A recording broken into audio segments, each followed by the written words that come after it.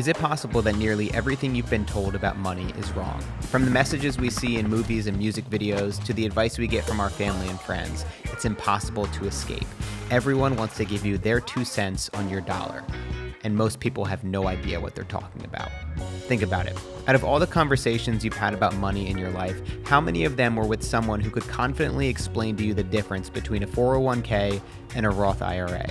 People are constantly sharing myths and misconceptions about personal finance, despite the fact that they themselves are buried in credit card debt. Instead of talking about asset allocation, automation, and safety nets, you'll hear them talk about discounts, credit card points, and being frugal to the point of deprivation. Don't worry, everyone watching and listening, I'm not going to tell you to cut back on lattes. Buy as many lattes as you want. That's Ramit Sethi, and he really loves lattes. He's also the author of the New York Times best-selling book, I Will Teach You to Be Rich. You can focus on 5 or 10 big wins in life. Get a good job, negotiate your salary. Invest every single month automatically. Make sure you have a solid credit score. Just get 5 to 10 things right. You'll never have to worry about the cost of appetizers or lattes again. His approach to personal finance focuses more on the big wins than tracking every last expense, and more on how to increase your income than on pinching pennies. This whole part of the equation is missing in money. All they talk about is cutting back. I'm like, what about the other side of the table? You can earn more. I was honored to have a chance to sit down with him to talk about how you might be able to earn more money, create healthy spending habits, and change the way you've been thinking about money for your entire life. Get instant access to the full 75-minute conversation by becoming a member at patreon.com/MattD'Avella. I hope you get as much value out of this conversation as I did. Why don't you just start out, give me like a little bit of an introduction to the kind of work you're doing right now and what you've been up to lately. Sure.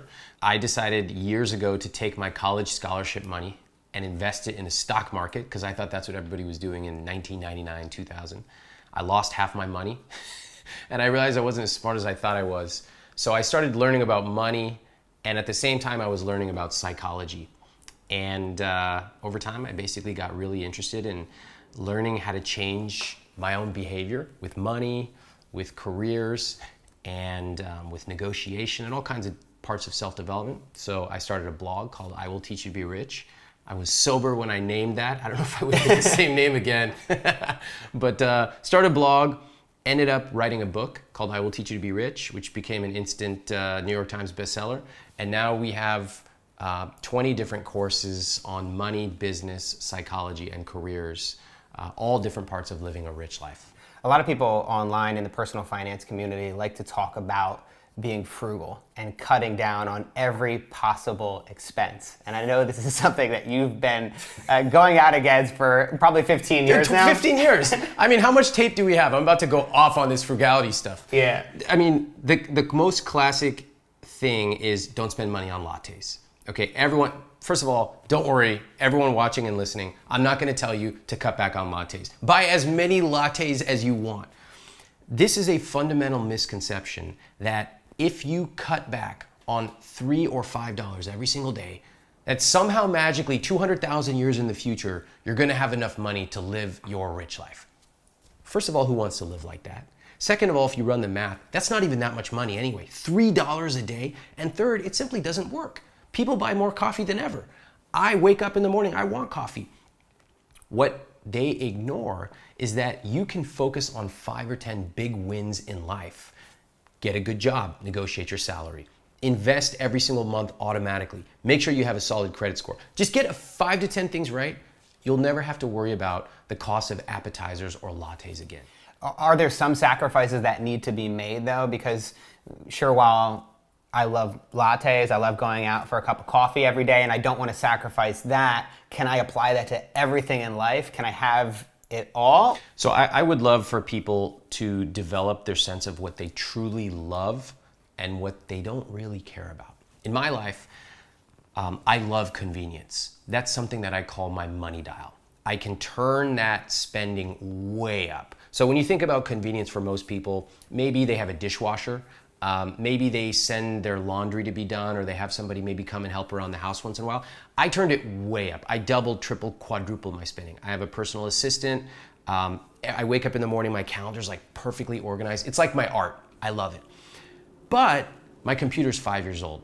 I just don't care about it. When I bought a car, I bought a Honda Accord. Again, don't really care about that.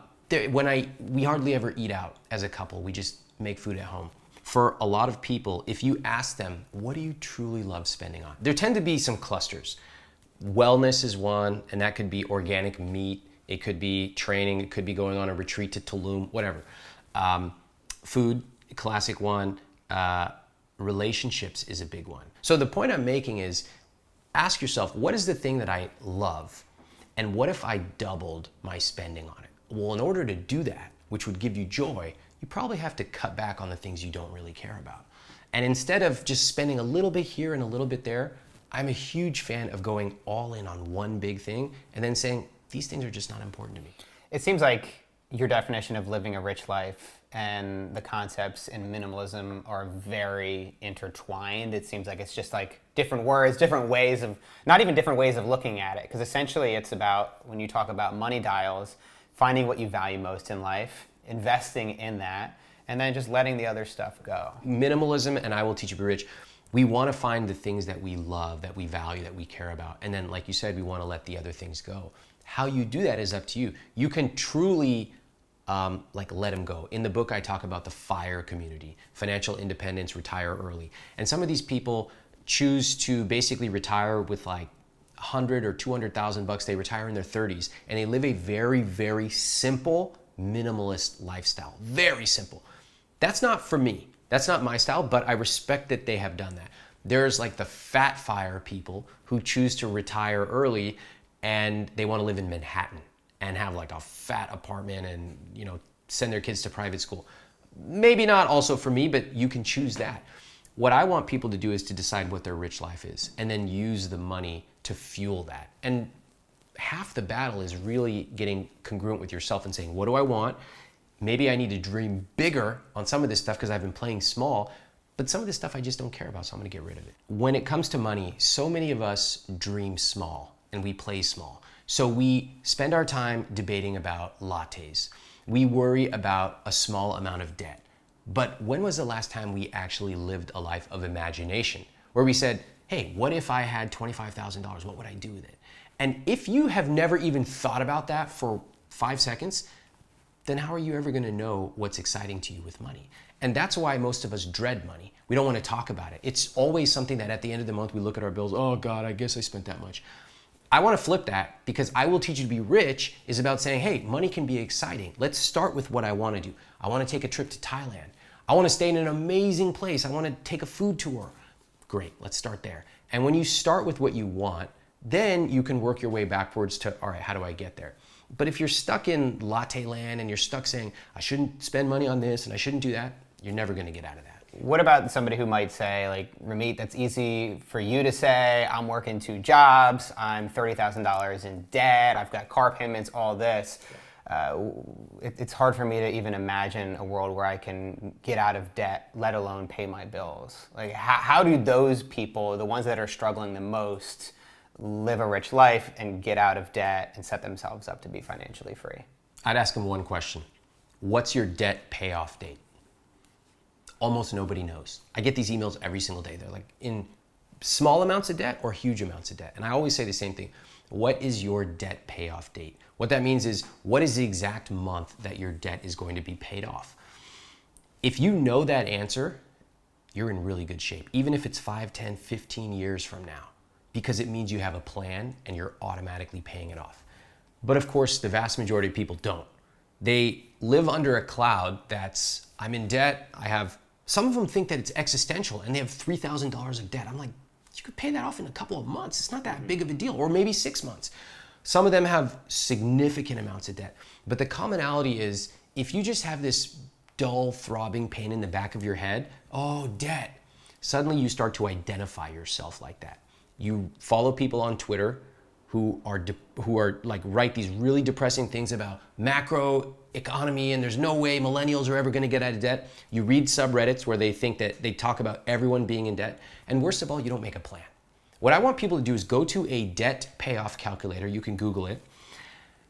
Put in your amounts. You would be surprised that probably 80% of the people I know who are in debt don't even know how much they owe. So step 1, find out how much you owe. Step 2, plug it into a calculator. You might discover that paying an extra $20 or $50 a month can cut that down by years. And then 3, once you have a plan, it's like, you have a big sigh of relief. Now, if you want to take an extra job, or you want to negotiate your rates, or you want to do X, Y, Z, you can affect that plan. But until you actually have a plan, you're just sitting here like, oh, this is really depressing. And that is the worst place to be. Well, I do have to personally thank you for writing this book. I remember getting this book. I was $97,000 in student loan debt. I had just bought a brand new car, which that was before I read the book. And so at that point, I'm about like $115,000, $120,000 in debt. And it did feel overwhelming. And it felt like there was just no plan, because a lot of times people aren't really teaching this stuff. It's not being taught in school necessarily.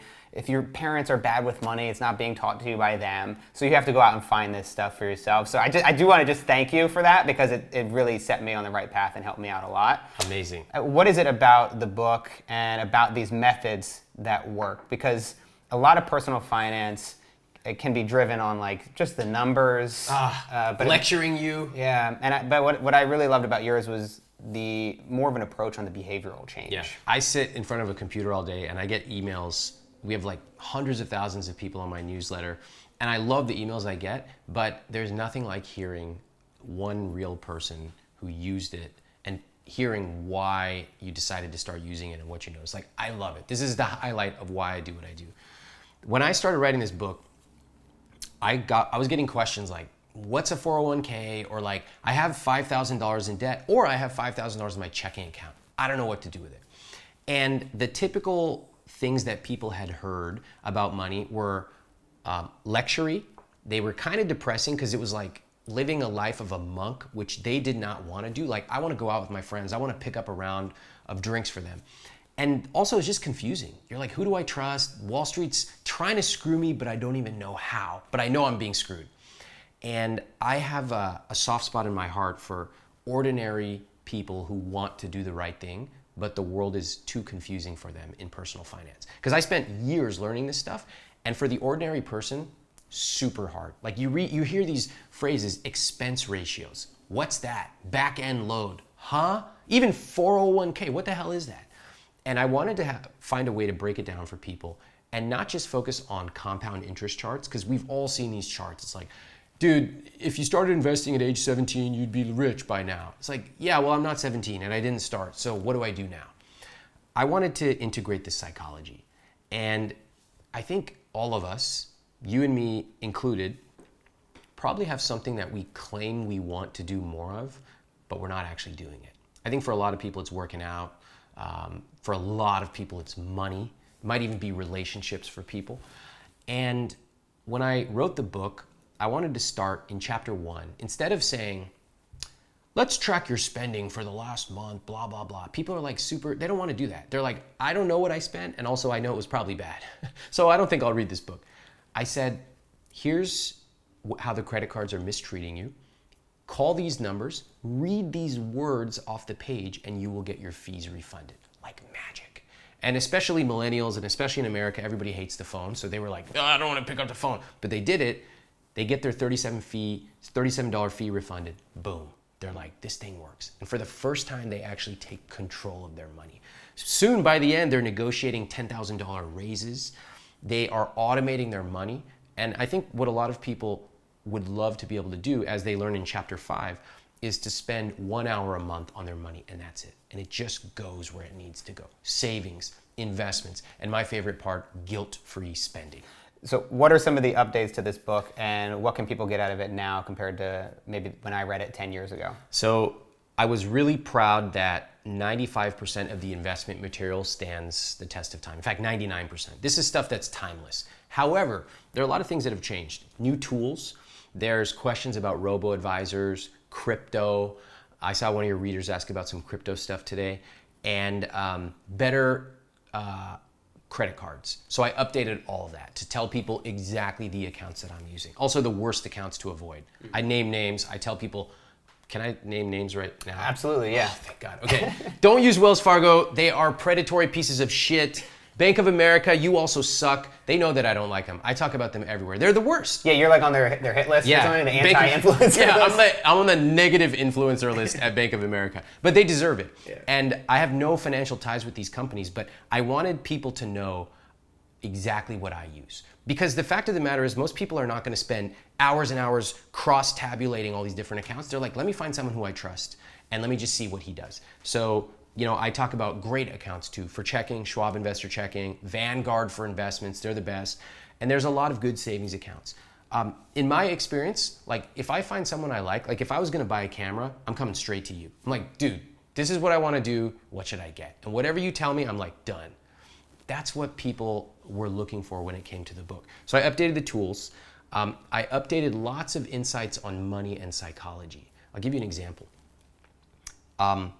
Do you ever remember any conversations that your parents had about money when you were growing up? A lot, yeah. Really? I mean, yeah. I mean, it wasn't always good. It was always the conversations around not having enough money. Like, do you remember any phrases that they said?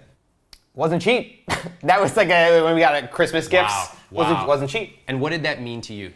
I think whenever there was always, it felt like we just didn't have enough money, or how much did that cost? Yeah. Is a very big question. Yeah. You buy a new computer, everybody wants to know how much it costs. It's like the Price is Right in my house. Exactly. and like if you say the wrong answer, for example, let's say you said it was $2,800, what would the reaction have been?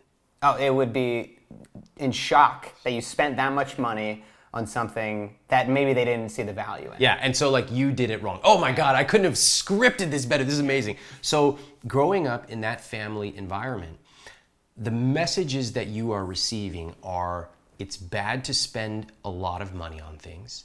If I spend a lot of money, I'm probably getting ripped off. And frugality or low prices is the best value of all. Now imagine for people who grew up, I'm sure there are a lot of people watching and listening to this, they're like, oh, my mom and dad said that every day. Or phrases like, we don't talk about money in this family. Or easy come, easy go.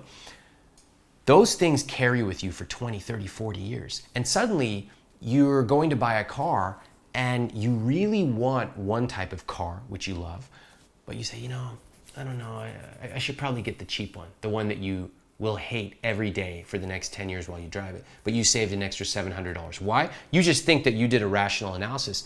Really, if you trace it back, it's the phrase you heard when you were 8 years old with your parents. And so in this book, I show these crazy money messages that we absorb from society. And some of them are good, and some of them are bad. And some of them are just appropriate for the time, but we're in a new place. My parents were immigrants. They came here, they needed to save money.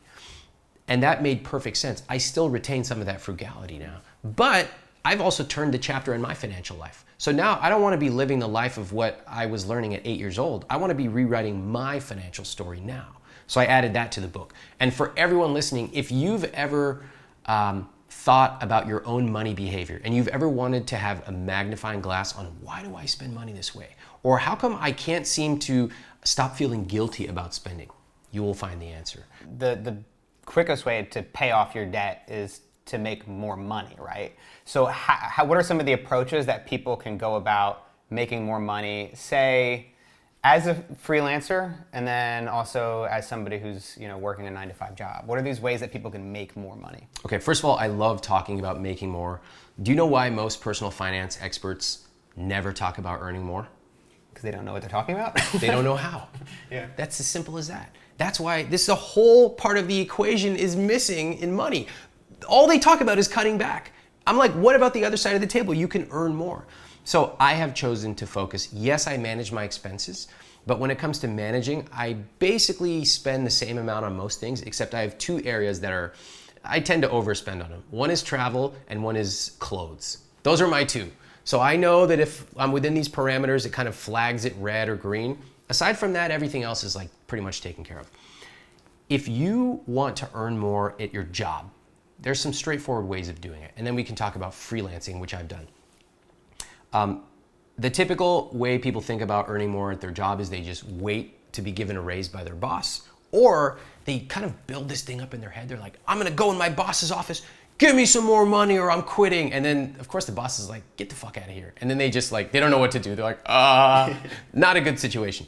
A better way is to be really strategic about it. So here's a quick suggestion on how you can get large raises. And this works very well. I will routinely be walking down the street in New York. People will come up to me, they're like, I got a $16,000 raise because of what you taught me. So this stuff works, but the magic is in the details.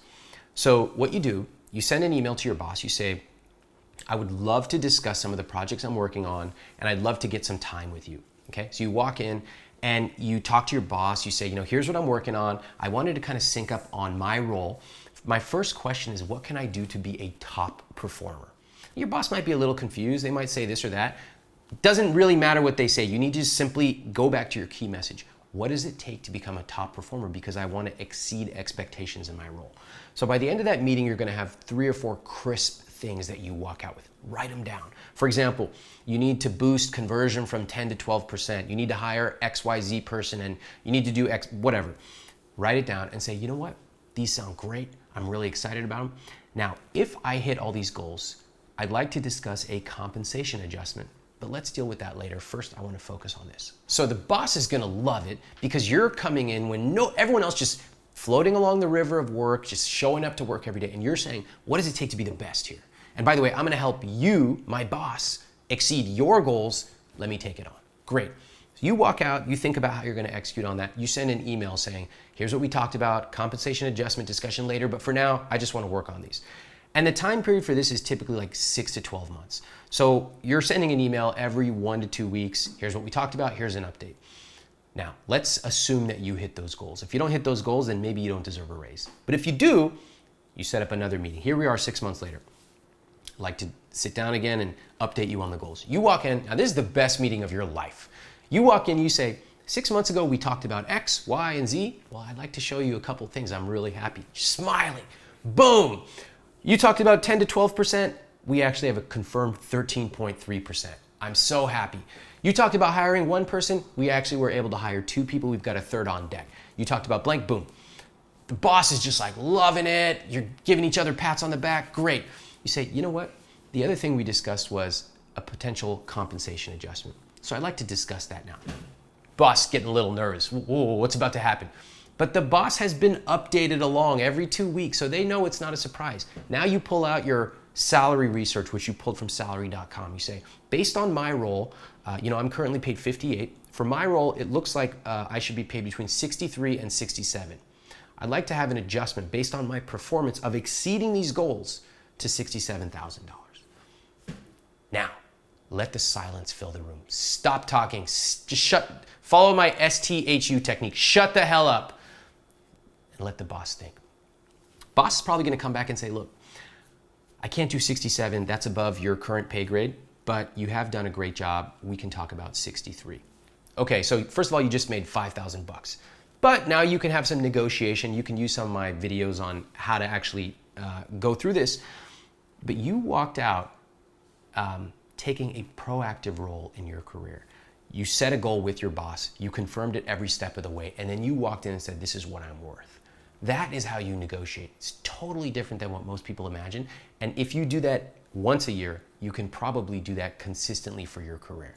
It is incredibly empowering. I hope everyone just does that one thing. You will watch your career soar if it works for you. So if somebody's a freelancer, they have their own business, what are the ways that they can grow their business? I know the common thought for most freelancers, I would imagine, would be, I need to go out and get more clients. That's classic. And sometimes it's true, but I did a lot of client work years ago.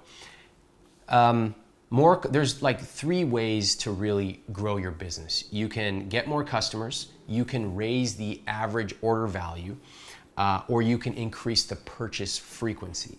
That's like a very different way of looking at growing your business because most people only focus on one thing. The classic thing, I know a lot of creatives, photographers, writers, etc. And they just go through this, it's not even feast or famine. It's like famine, maybe get a little morsel and then back to famine. They're constantly dealing with low value clients. So they're like getting $400 here or $4,000 there. And they just like they spend all their time just like chasing. It's horrible. Have you experienced this or you know people like this? Yeah, I mean, early on, a lot of my friends were trapped in the music video game, making music videos. We're historically very low budget, especially for the DIY guys.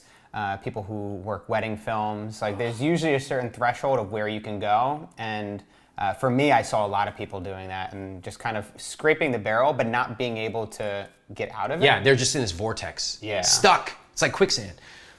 In order to get out of that, you have to make some really different and often difficult decisions. And if you ask the average freelancer who's stuck in quicksand, would you like to, instead of charging $400 per client, charge $4,000? They're like, yeah, I'd love that. And you're like, okay, are you willing to do things differently? Yeah, of course. And then you show them a couple things they need to do, and they're like, fuck that, I'm not gonna do that. So what I would say is, if you're in a creative industry, know that there are people charging 10 times more than you. Go find them. Look at what they do, and don't scoff. Don't disparage them. Instead, get curious, D to C. Why is this wedding photographer able to command $15,000? What do they do differently? Let me look at their website. Let me look at the way they talk about their services. Let me see what they offer. And I'll give you an example from a travel agent. I recently went on a very long honeymoon, 6 weeks, and I started researching travel agents. Now, first of all, have you ever used a travel agent? No. Who the hell uses a travel agent? It's like so weird, right? That's in the 80s. Yeah, like exactly. But this was a very long, complex trip to multiple continents, and I was like, you know what? I think that I could use the help, and I started learning about the travel agent industry. I would like to challenge everyone to do this. Go Google travel agents. Click on whatever you find and just look what you see. They literally all say the same thing.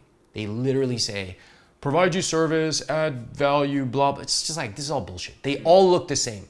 That's how you look to clients. If you're a wedding photographer, I also hired a wedding photographer for our wedding. They all look the same. So we found someone totally different. So let me give you a couple of examples. Once you do your research on all the travel agents, you're just gonna be like, these are all the same. They're commodities. They're like salt. I could buy this, I could buy that, it's a commodity. I found two that I thought were phenomenal. Now, for us, for the clientele, we wanted to take a luxury trip. It was very complex, and we wanted everything to be handled. So that's the clientele we're talking about in this scenario. Go look at a couple of brands. One is Scott Dunn, who we ended up using. Mikado is also a really good luxury travel agent. Go look at what they say in their positioning and branding. And they charge way more than the typical travel agent. Why? Go study that and see what they do. For everyone who is stuck on finding more clients, realize this. If you're currently charging $400 or $4,000, whatever you're charging, getting more clients is just gonna put you in the same position unless you radically increase it, unless you find a way to 2x, 3x, 5x. So think about what you need to change. If you're only offering wedding photos, maybe you can do same day photos because your wedding couple wants to post it on Instagram. Maybe you can do different types of edits. There's a million different things you can do. What your clients probably don't care about is you talking about all your technical camera, f-stop equipment. They don't give a shit about that. You gotta really interview your clients and say, what is it that you value and who else are you talking to? Study those people, change your service offerings, and then constantly test it. That's how you get out of quicksand. You could really see where these money stories that we tell ourselves and our parents tell ourselves as kids could even influence your business. And I think sometimes we get advice from the wrong people. Oh, from a bunch of broke entrepreneurs. You and your broke entrepreneur photographers all in the same subreddit. Oh, there's no way, life is so difficult, boohoo. It's like, you're getting advice from other people who are not succeeding. Why are you listening to them? And you're even thinking about yourself. You're like, well, I would never spend $2,000 for a wedding film or a wedding video. But you're not the client, exactly. I'm so glad you say this.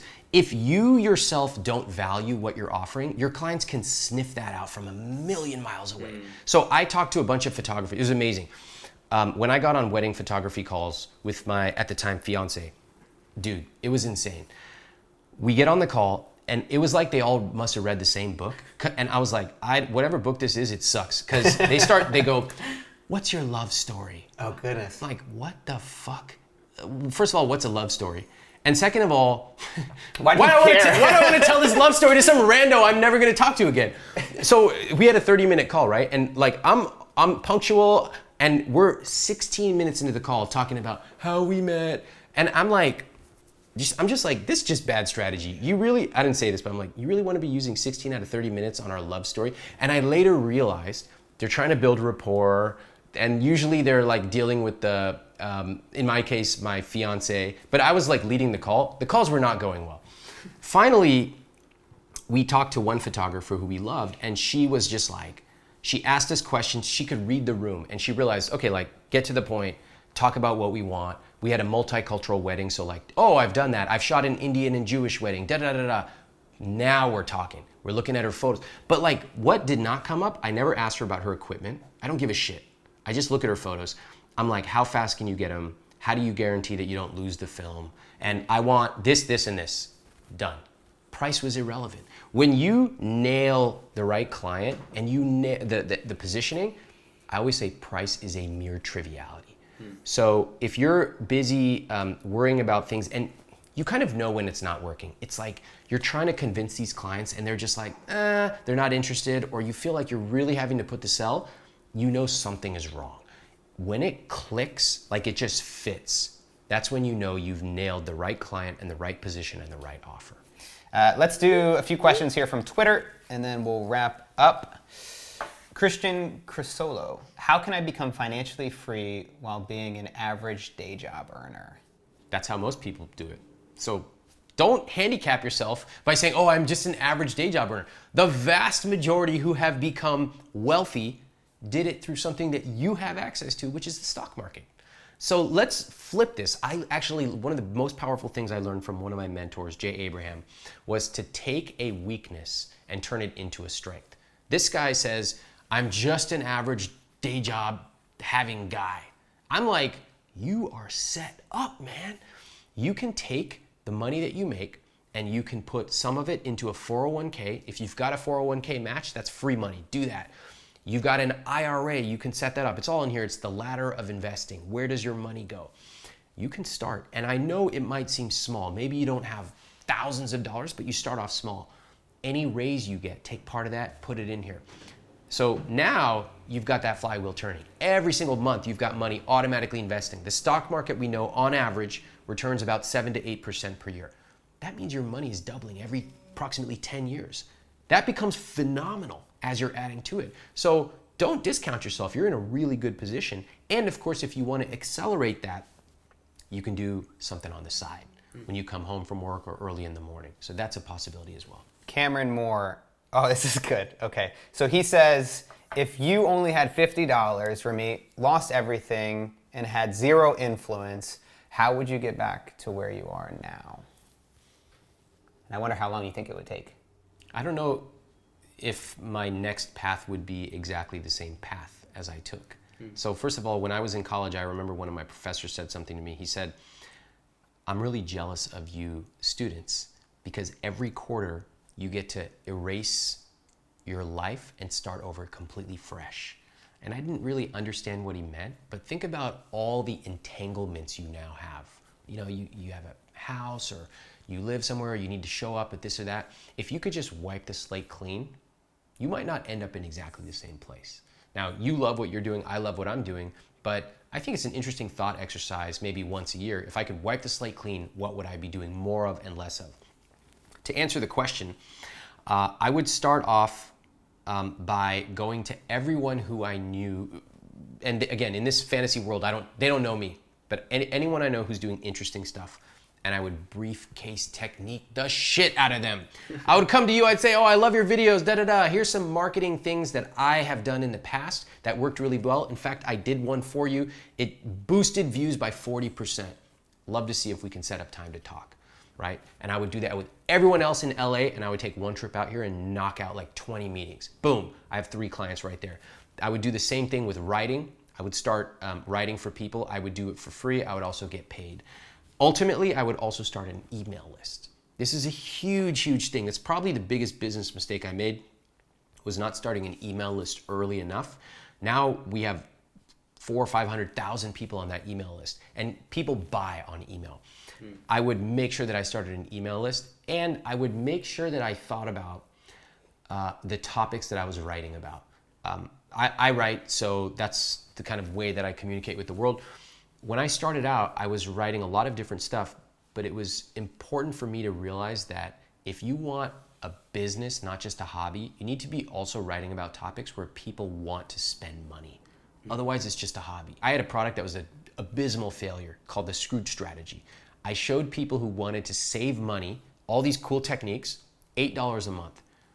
Well, guess what? It turns out people who want to save money don't want to spend money in order to save it. Sort of obvious in retrospect. I would make sure I avoided those mistakes. Right. I think that's about it. Anything else that you want to add here before we close things up? I just want to say thank you for having me, and honestly, my favorite part is just hearing how you use the book to create your rich life. So thank you very much for having me. Yeah, dude, honestly, like when you reached out, we had a mutual friend to connect us, and I was like, that were me? I was like, oh, sick, man, that's amazing. I mean, honestly, your work really did help me out massively early on, and your writing has been super inspiring to so many people I know. So thanks for the work you do. Thank you. Thanks for watching. If you enjoy my videos here on YouTube, you might also enjoy my newsletter. Every Tuesday, I send out a short email on minimalism, habits, and productivity. You can sign up for that at mattdivella.com. See you next time.